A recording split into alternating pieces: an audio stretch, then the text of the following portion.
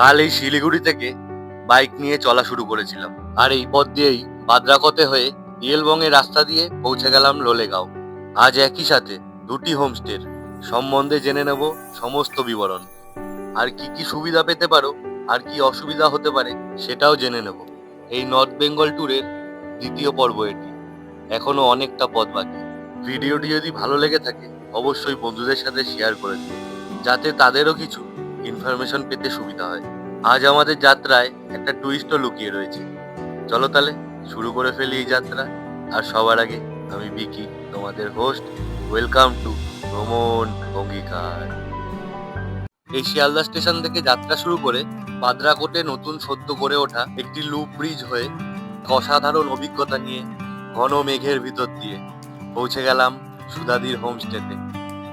কাল রাতে মুষলধারে বৃষ্টি হওয়ার কারণে ইলেকট্রিসিটি পাওয়া সম্ভব হয়নি, তাই মোবাইলের টর্চ আর একটা ক্যান্ডেল নিয়ে কাটাতে হয়েছে।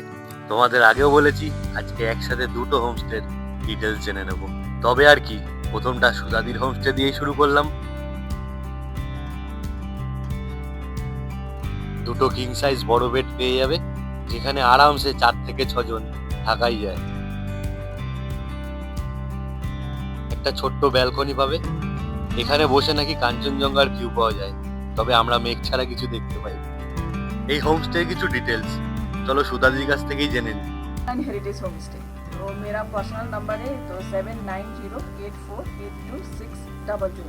मेरा नाम सुधा छेत्री है। तो आप लोग आके लोलेगांव में आके अगर होम स्टे का नाम से कोई नहीं जानता है तो अगर आप बोल दीजिए सुधा दीदी का होम स्टे, पूरा आपको रूट बता देगा, रूट मैप बता देगा। তো দিদির নাম বললেই তোমরা সবাই চলে আসতে পারবে এখানে। এই বর্ষায় আসার দরুন আরো একটা জিনিস আমরা উপলব্ধ করতে পারি, বনফায়ারও করতে পারবে তোমরা, সব রকম পাবে। ফেসিলিটি পেয়ে যাবে। আর হোমস্টেটাও খুব সুন্দর, চারিদিক দিয়ে গোছানো। দুপুরে ডিম ভাত, সন্ধ্যাবেলায় চা বা কফি, সাথে পকোড়া, আর রাতে ভাত অথবা রুটি, সাথে থাকবে ডাল, আলু ভাজা আর মাংস, আর রাজুদার আপেল, পেঁয়াজ আর কাঁচা লঙ্কা। অবশ্যই এটা জোকসের পার্ট। আর ব্রেকফাস্টে লুচি, তরকারি, বাটার টোস্ট আর পরাঠার মধ্যে যে কোনো একটা বেছে নিতে পারো। এটি হলো এই হোমস্টের ডাইনিং রুম। খাবার দাবারটা এখানেও সেরে নিতে পারো, অথবা যদি মন চায় রুমেও নিয়ে নিতে পারো। খাবারের টেস্ট ঠিকঠাক একদম। তোমরা বেশি লোক যদি আসতে চাও সেটাও আসতে পারো। একটা রুমে 8 জনও থাকতে পারবে। একটা 8 জনের রুম আছে, একটা 4 বেড রুম আছে। Total 8 total 4 bed. 4 बेड वाला 2 रूम है तो 8 लोगों की कैपेसिटी। 8 लोग ঠিক আছে। 3 बेड जाए ठीक जाएगा। নেই सही है। দুটো ব্যালকনি আছে, এগুলো পছন্দ করতে পারবে। কেউ আসতে চাইলে অবশ্যই দিদির সাথে যোগাযোগ করে নেবে। হোমস্টের এই ধারেও আরো কিছু রুম রয়েছে। আগে যেটি দেখালাম সেগুলো হলো 4 বেডেড রুম, আর এগুলো হচ্ছে ডবল বেডরুম। আর ভাড়ার ব্যাপারে বিস্তারিত জানতে হলে সুধাদির নাম্বারে কল করে নিতেই পারো। ঘন মেঘের কারণে এখান থেকে কাঞ্চনজঙ্ঘার ভিউ আমাদের কপালে আর জুটলো না।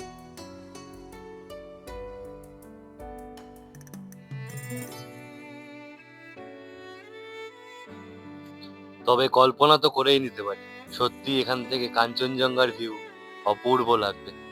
তাই ছুটির 2টো দিন এখানে কাটিয়ে যেতেই পারো, আর সাথে করে নিয়ে যেতে পারো কিছু সুন্দর মুহূর্ত। তবে নেক্সট ছুটিটা বৃথা যেতে না দিয়ে চলে আসো এখানে।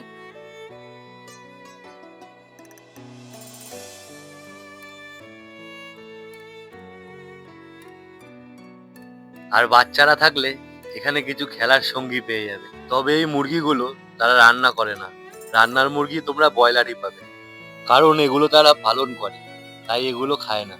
বেলা অনেকটাই হয়ে এলো, এবার সুধাদির হোমস্টেকে বিদায় জানানোর পালা। বেলা হওয়ার কারণ কালকে সারা রাত ঘুম হয়নি, অনেক দেরি করে ভোরে বেলার দিকে ঘুম এসেছে আমাদের, সে এক আলাদাই গল্প। চলো রাস্তায় যেতে যেতে শোনাবো। তবে আবারও বেরিয়ে পড়লাম ভগবানের নাম নিয়ে, হর হর মহাদেব। আবারও মেঘের মধ্যে দিয়েই চলা শুরু করলাম। এখন আমরা চলেছি কাফের গাঁওয়ের পথে। তবে তার আগে যেই কথাটি বলবো বলেছিলাম, সারা রাত ঘুম না আসার ঘটনা। আসলে বর্ষাকাল হওয়ার ফলে পোকামাকড়ের উপদ্রব প্রচুর পরিমাণ, যা আমরা ধারণাও করতে পারিনি।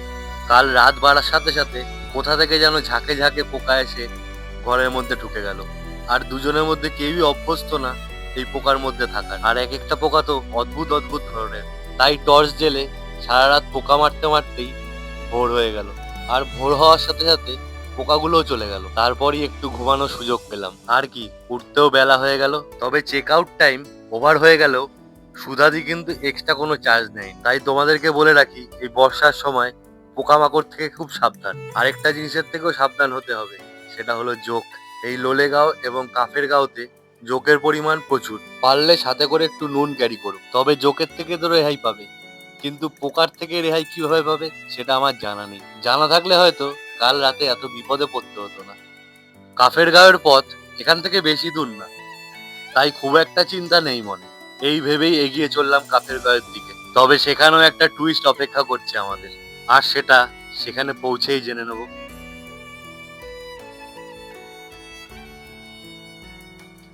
কাফের গাঁও হলো একটি ছোট্ট গ্রাম, যা লোলেগাঁওয়ের খুবই কাছে অবস্থিত। আর এই কাফের গাঁওয়ের নাম অনুসরণ করেই একটি হোমস্টে তৈরি করা হয়েছে, যার নাম কাফের হোমস্টে। আমরা চলেছি এখন সেখানেই।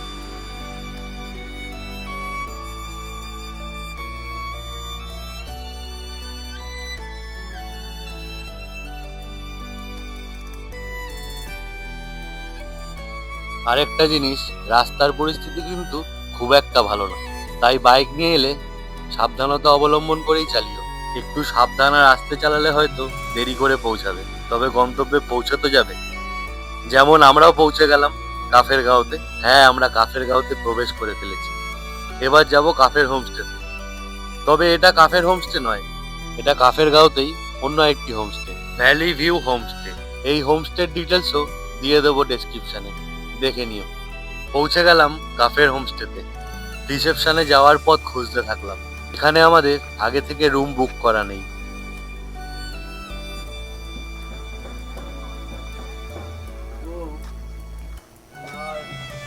রিসেপশনটা কোন দিকে গো? ওইখানে লোকজন আছে।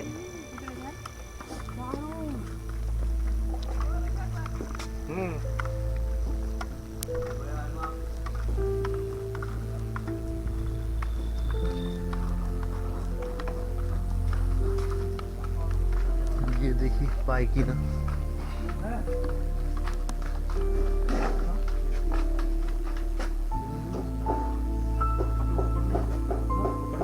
नहीं आपके दे रहा देखा ही नहीं, ऊपर आपका पोस्टर देखा, अच्छा लगा होटल, इसलिए नीचे आ गया। देखा ही नहीं, ऊपर से एक बार ऐसे नीचे आ गया। आपके पास नहीं है? एक भी नहीं, एक दिन के लिए भी नहीं होगा। ऑलरेडी 27।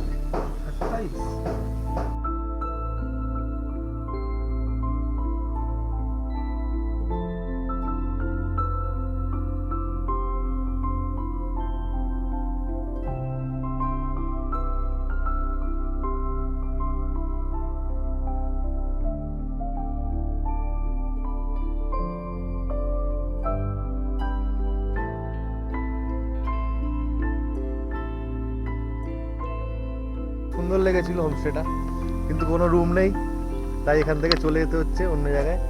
দেখি কোথায় পাই।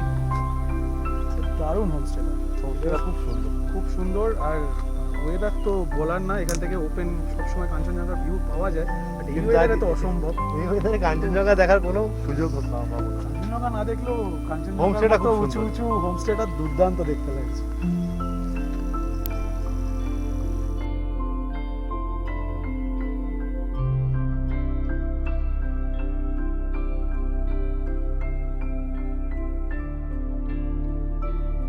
পছন্দের হোমস্টেটি হলো না, আর কাল রাতে একটা বড় শিক্ষা নিয়েছি। তাই আমরা প্ল্যানটা চেঞ্জ করে নিলাম। এই কাফের গাঁওতে পোকা আর জোকের মধ্যে থাকাটা ঠিক হবে না। তাই প্ল্যান বদলে সিদ্ধান্ত নিলাম আমরা ঋষভ যাব। এখান থেকে ঋষভের পথ প্রায় 2 ঘন্টা।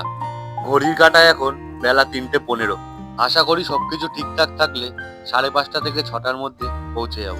তাই আর দেরি না করে কাফের গাঁওকে বিদায় জানিয়ে বেরিয়ে পড়লাম।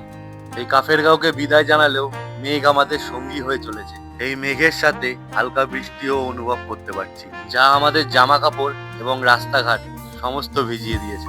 এই কারণে বাইক আরো সাবধানে চালাতে হচ্ছে।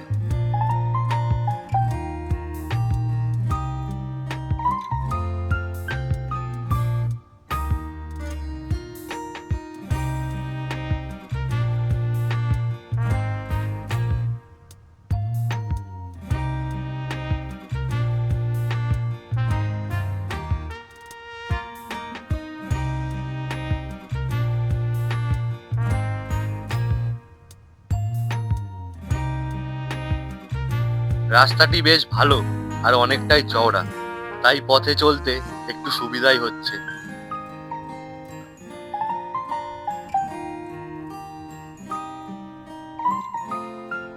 সামনে রাস্তায় কাজ চলার দরুন কিছুটা সময় এখানে নষ্ট করে ফেললাম।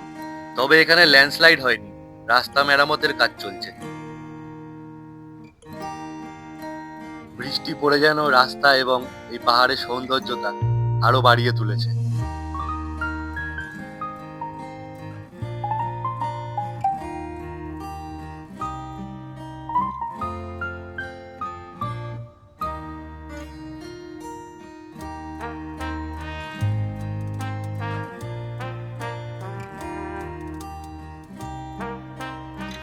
আমরা চলেছি এখন লাভার পথে। লাভা পার করে যেতে হবে ঋষভে। লাভাও একটি খুবই সুন্দর শহর, তা হয়তো তোমরা সবাই জানো। এই লাভায় ঘোরারও প্রচুর জায়গা আছে, যা সম্পূর্ণ ঘুরতে লাগবে তোমাদের 2 থেকে 3 দিন।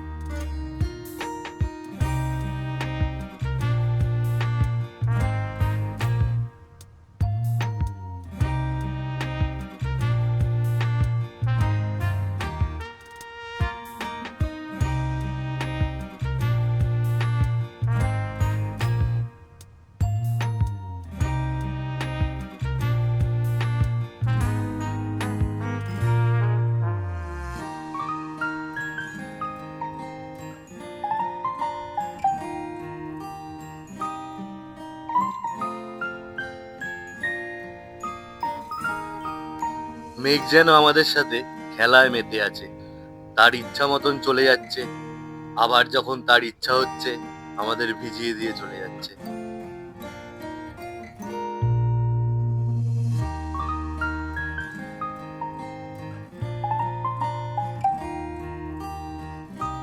এই ঘন মেঘের মধ্যে চলতে চলতে একটি বিপদের ঘন্টি বেজে উঠল। বাইকের তেল প্রায় শেষ হয়ে এসেছে। লাভার আগে তেল পাওয়ার কোনো উপায় নেই। ভগবানের নাম নিয়ে এগোতে থাকলাম। ভগবানের কাছে একটি প্রার্থনা করলাম, লাভা পর্যন্ত পৌঁছে দাও।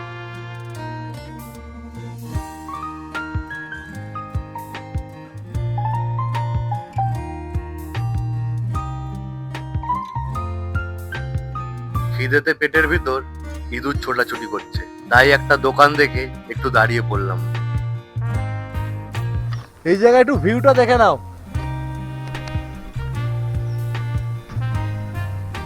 আর এই পর্যন্ত আসতে গিয়ে আমার চোখে কুয়াশা জমে গেছে।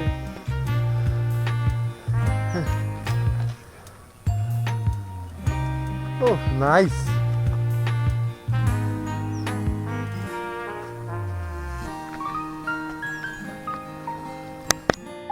অপূর্ব সুন্দর এক দৃশ্য।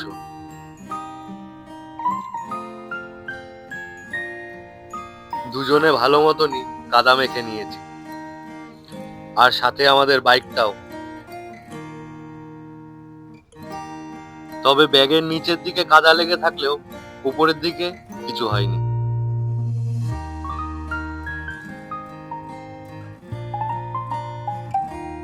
আবারও এগিয়ে পড়লাম। বেলা প্রায় 4:45 বাজতে যায়। অন্ধকার হয়ে আসার আগে আমাদের ঋষভ পৌঁছাতে হবে। তার আগে লাভায় গিয়ে তেলের খোঁজটা করতে হবে। তেল না পেলে যে বিপদে পড়ে যাব।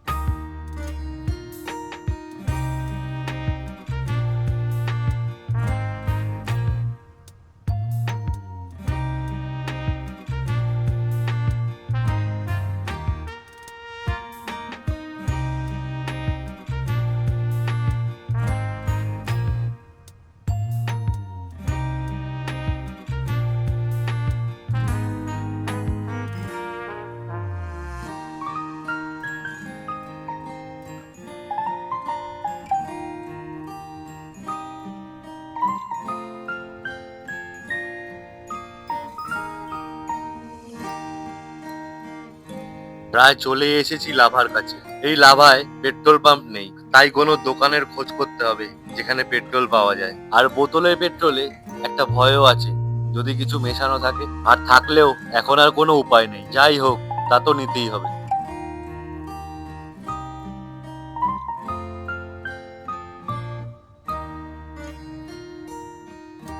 নিচ থেকে প্রায় এখন অনেকটাই উপরে উঠে এসেছি, কারণ বেশ ভালোই ঠান্ডা লাগছে এখন।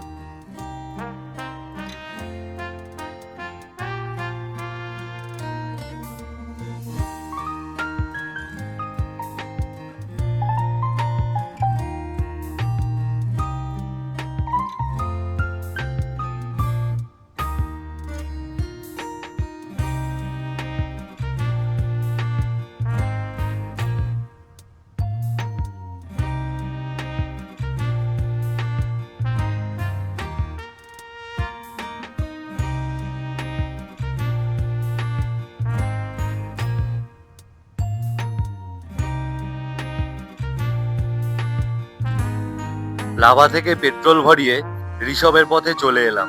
এই ঋষভের রাস্তা খাড়াই অনেকটা। এই যাত্রায় মেঘ কিন্তু প্রতি সময় আমাদের সাথে রয়েছে।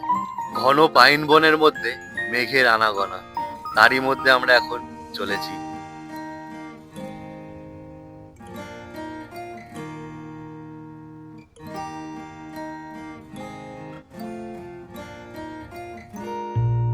রাস্তার সামনে দেখা খুবই দুষ্কর হয়ে পড়েছে।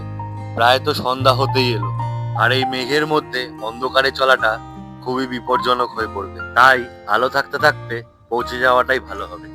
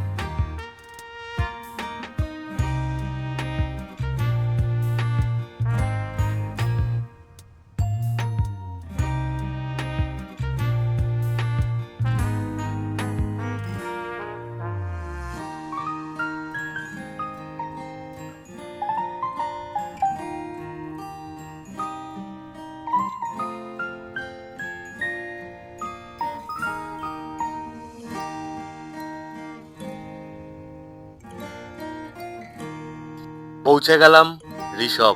এই স্থানেও হোমস্টে রয়েছে, তবে আমাদের পছন্দ হলো না, তাই আর একটু নিচে গিয়ে দেখি। এই ঋষভে অসংখ্য হোটেল রয়েছে। তোমাদের অনলাইন বুকিং করা না থাকলেও আশা করি অসুবিধা হবে না, তবে সিজনে অনলাইনে বুক করে আসাই ভালো। এই রাস্তা দিয়ে আমরা নিচে নামার পথে অনেকগুলো হোমস্টে দেখতে পেলাম।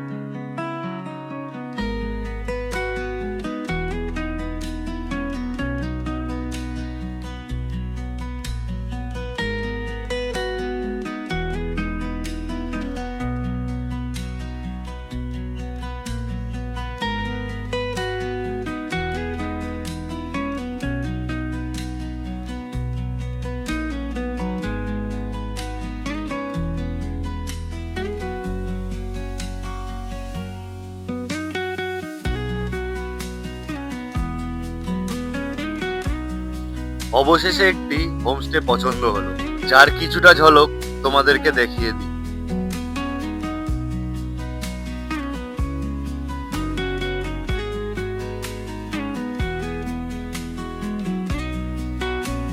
এই উপরের রুমটি দেখে পছন্দ হলো, তাই ঠিক করলাম আজকের দিনটা এখানেই কাটাবো।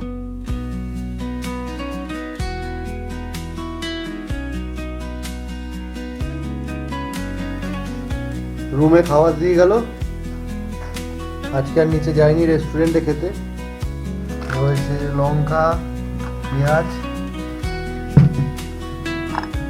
এখানে আলু ভাজা,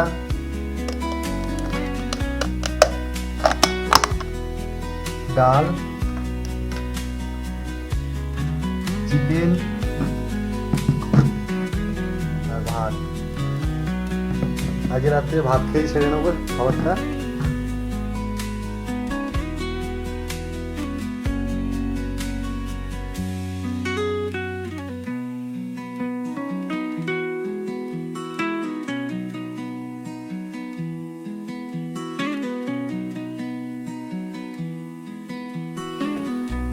জয়ের প্রচন্ড খিদে পেয়েছে, প্রচন্ড।